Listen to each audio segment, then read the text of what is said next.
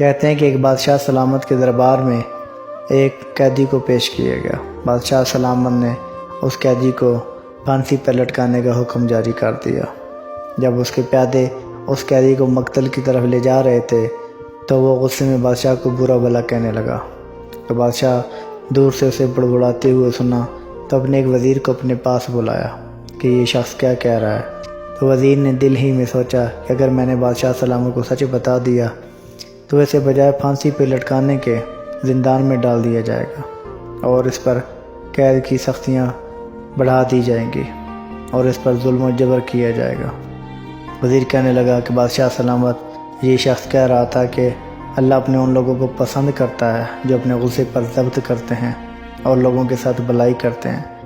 بادشاہ مسکرا دیا اور اس قیدی کو آزاد کرنے کا حکم جاری کر دیا، جبکہ اس نیک دل وزیر سے ایک دوسرا وزیر جو حسد کرتا تھا وہ کہنے لگا کہ کسی وزیر کو یہ بات شوبہ نہیں دیتی کہ وہ بادشاہ سلامت سے سچ چھپائے، بادشاہ سلامت کو دھوکے میں رکھے۔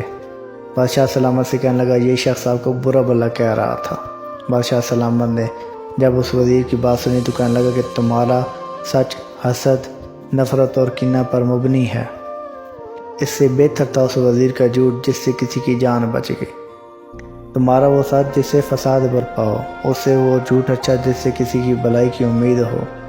اور بادشاہ سلامت نے اس قیدی کو رہا کر دیا اور اپنے وزیروں کو نصیحت کرتے ہوئے کہا، دیکھو بادشاہ سلامت اکثر اپنے وزیروں کی نصیحت پر عمل کرتے ہیں، اس لیے وزیروں کو چاہیے کہ اپنے منہ سے ہرگز ایسی کوئی بات نہ نکالیں جس سے بھلائی کی امید نہ ہو۔